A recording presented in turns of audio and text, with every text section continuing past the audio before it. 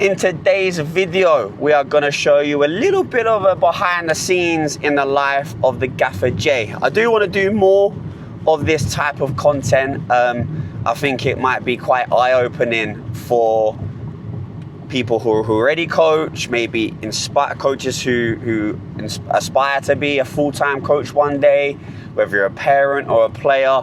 You know, there is so much that goes into coaching, especially when you do it full-time like myself. So yeah, I want to do more of this content, and I thought, why not bring you guys along for a game day, probably weekend actually. Got 4 games this weekend.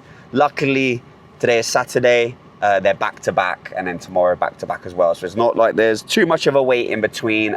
So yeah, gonna bring you along. We do have a 1 hour and 10-minute drive now to the location. We're headed to Covina in, I think it's LA County. It might be Riverside County, but in Southern California. It is a lovely day today. It's going to be absolutely roasted at the field. So I hope the lads brought on plenty of liquids, because we are struggling for subs today, which again is one of the issues that we've had to come up with as coaches on a pretty consistent basis, is that, you know, you obviously you can't help players getting sick and stuff. So there is a few players who not feeling too good, woke up not feeling too good, and with it being hot and everything, you know, it's going to be it would have been tough for them to go out there and you know, play today. So we do have 3 subs, but how the league goes is kind of similar to professional, where once they are on the field or once they come off the field, they can't re-enter the field for us until the second half. So I can only make 3 changes in the first half. That means the other 8 players are going to be playing the full half. So I've got to make sure that I'm managing that properly, which again is the first challenge for me to figure out today, and kind of come up with a plan where, you know, we're able to put our best foot forward and make sure that we are, you know, fully ready for playing 35 minutes in this heat. So as you would have seen from the last video where I talked about tryouts, so we've just gone through our tryout period as well, which kind of obviously why I brought up the topic. And for me personally, but for us as a club, I felt like we did really well in terms of, you know, strengthening teams and player retention and things like that. However, this year was the first year where they've gone from birth year to now grade, which I think it might be similar for other parts of the US. I know it's obviously in California, but yeah, so we've had to deal with that, which was the biggest struggle, because usually obviously when you have teams in birth year, you've just got, you know, the 2 or 3 teams in your birth year, in your age range. But now with the grade situation, that means now that instead of the 2 or 3 teams, there's potentially 4 or 5 teams that we got to think about, because you've got, let's say I've got the 2013s,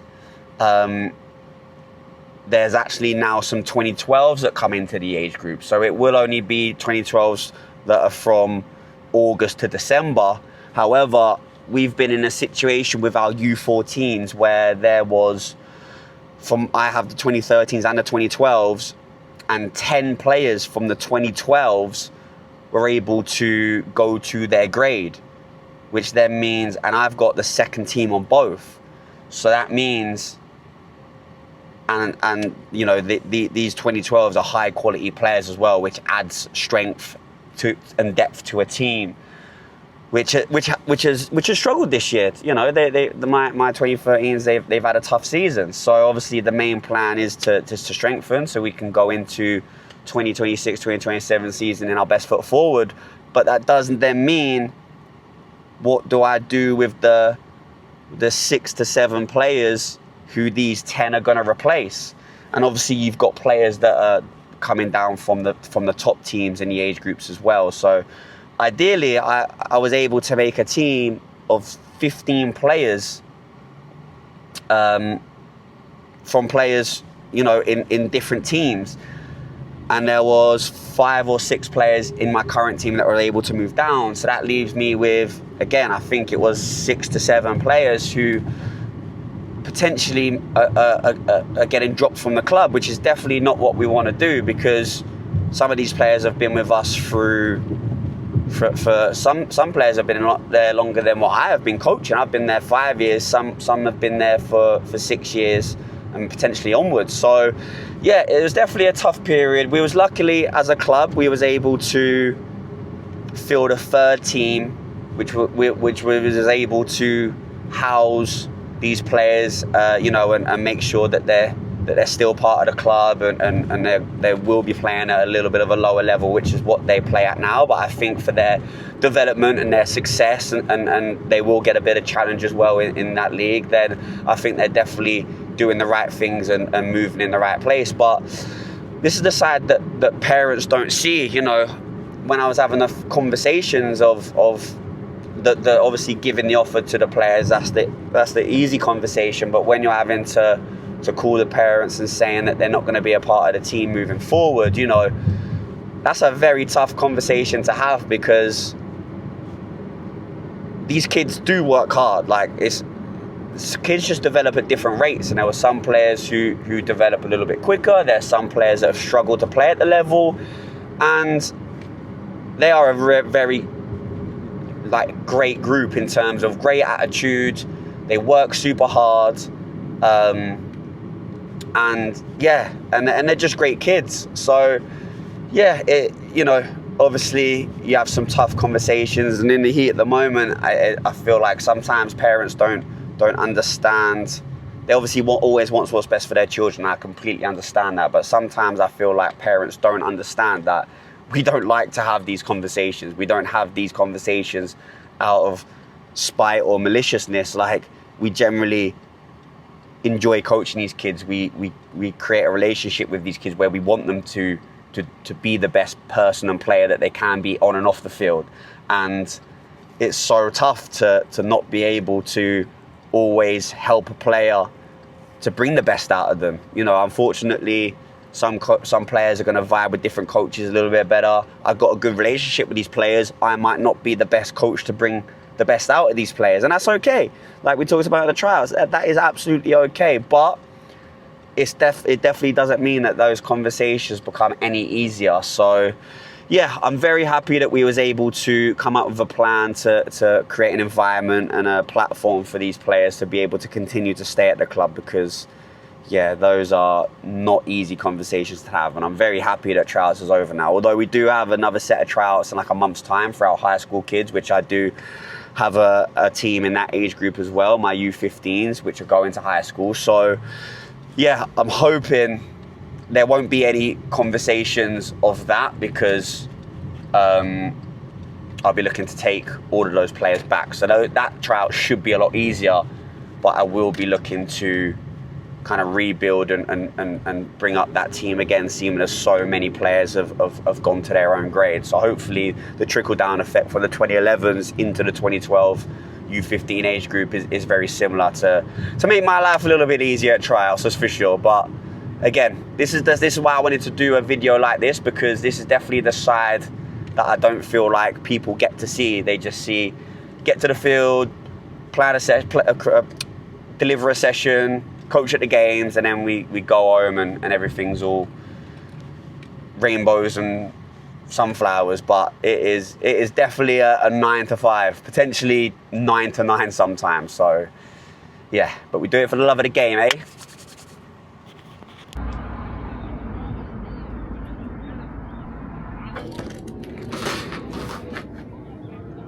Alright gang, so I had a bit of a stinky yesterday. I did forget to record anything that I did at the games. So what I will do is add the clips from the games now.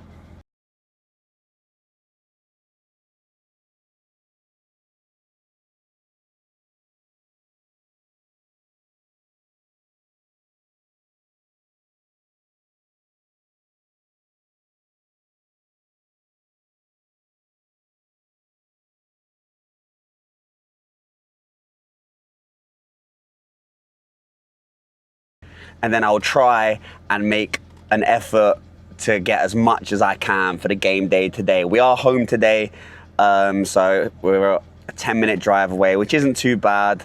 Nice and local. It's not as hot as it was yesterday, a little bit cooler by the seaside, which is always nice. And I've got 2 full strength squads. I only had 2 subs per team yesterday, which again, I think hindered our performance a little bit, playing in the heat 11v11 with only 2 subs for 80 minutes. But the boys did well, proud of them.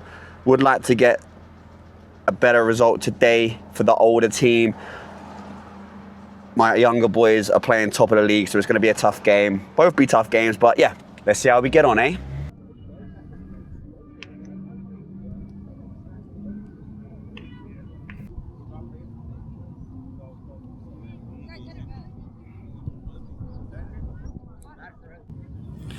So game's about to start. I'm just doing the team. One thing I will say, coaches, take a notepad with you everywhere. I plan my sessions in this. I make my team lineups in this. I do my subs in this. I write notes from the games in this. So this is an absolute lifesaver. Every coach should have one of these. Ben, check in front. Check in that gap.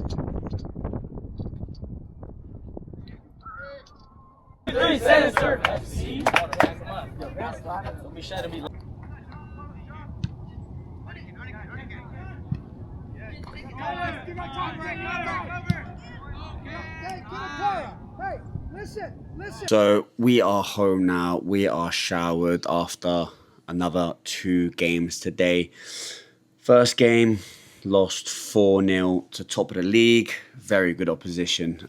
Just absolutely outplayed us. I think I'm going to change the formation for those lads to 5 at the back for the last few games of the season, because they have been struggling a bit, bless them. So we'll see about that. And then my 2012s won 1-0, very good game, mid-table battle.